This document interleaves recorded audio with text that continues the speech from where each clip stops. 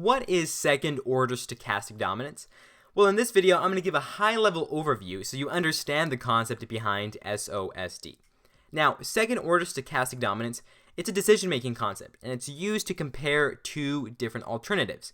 Like in this example, we have investment portfolios. Now, the whole point is to determine which option any risk-averse utility maximizer would pick over the other.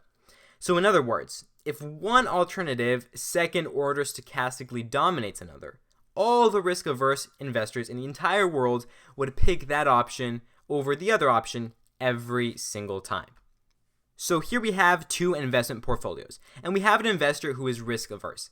Now, I won't give that investor a specific utility function because, like I mentioned, the whole point of SOSD is just to determine which option a risk-averse utility maximizer would pick, regardless of their specific utility function. All right? Now, you might ask, what exactly does it mean to be risk-averse? To be risk-averse, you need two things. You need an increasing utility function. So let me write that out. An increasing utility function. And you need a concave utility function. And I will explain what these mean in just a little bit.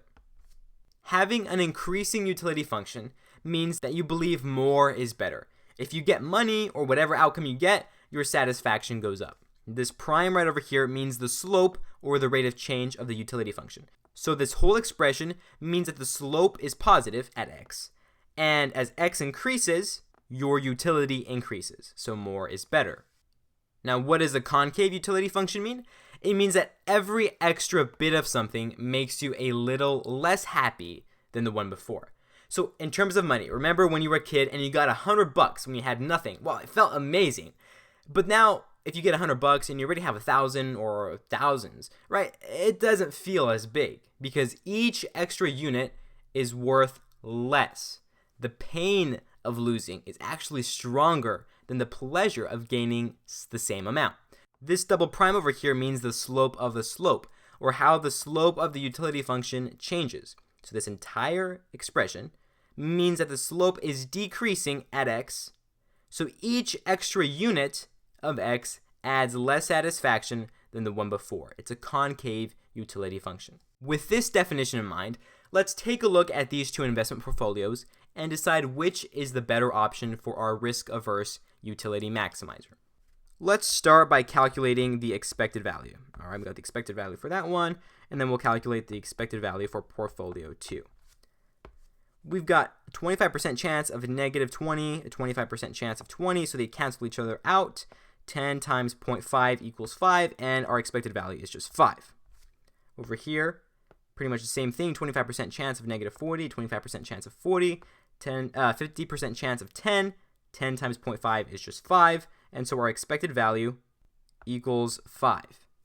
Now you might notice that essentially, these are like the exact same portfolios. There is the same chance in some sense, but the risk is bigger here for portfolio 2 than for portfolio 1. That's because riskier portfolios spread the possible outcomes further apart. The bad becomes worse, and the good becomes even better. This is what we call an elementary increase in risk. Now, this leads me to ask, how do I know which one is less risky? Well, portfolio 1 is less risky because if we had to choose between a 25% chance of losing or gaining 20 and a 25% chance of losing or gaining 40, losing or gaining 20 is a lot less risky than losing or gaining 40. And that's because of what we've established over here, that the pain of losing is actually stronger than the pleasure of gaining the same amount. So even though there is a chance to gain more, there is also a bigger risk of losing more. And since this investor is risk averse, they will go with portfolio 1. So with SOSD, what we will try to do is we'll try to formally explain this. We will formalize it using CDFs to prove that portfolio 1 really is the less risky option. So here we have portfolio 1 represented by F and portfolio 2 represented by G, and here we've graphed it out. Now you might ask, why can't we just use first-order stochastic dominance? Well, I have a video on FOSD there at the top right corner of your screen, and it's also linked in the description if you would like to take a look at it. But the reason why is because the CDFs cross, and we cannot use FOSD when the CDFs cross. So now let's use the CDF to show why our risk-averse investor would prefer F over G. And now that's going to be because of the area under the curve. Now, what do I mean by that? Let's look at F and see the area under the curve. F begins right over here, so the area under this curve would be all of this over here. All of that is the area under F. What about for G? G begins over here, so the area would be all of this over here, and it kind of comes up over here. So now the way if you can tell if one option second order stochastically dominates another is that for any cutoff you choose, so say I choose to cut it off here at -10, right? I choose this cutoff point right here. For any cutoff you choose, the area under the curve of the dominating option will be less than or equal to the area under the curve of the dominated option. So let's take a look over here. Which one has a less area?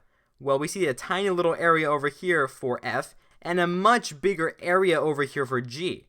So we know that F second order stochastically dominates G. So we're going to use fancy notation to express this. We're going to say the integral, and the integral just means the area under the curve, from -infinity to x of f of t dt. And now dt just tells you to sum up the function in tiny little slices over the variable t, and it gives you the total area under the curve. All right, so the integral from -infinity to x of f of t dt has to be less than or equal to the integral from -infinity to x of gt, or g of t, dt. Now, this inequality has to hold for every possible cutoff x, not just, the -10 I chose over here. I can put a bunch of different cutoffs way far, all right, even to where this graph doesn't show, and it has to hold true. So we're going to use another fancy symbol over here, and that just means no matter where you stop the integration. And this is exactly what I said before, right? The area under the curve of f has to be less than or equal to the area under the curve of g in order to second order stochastically dominate it.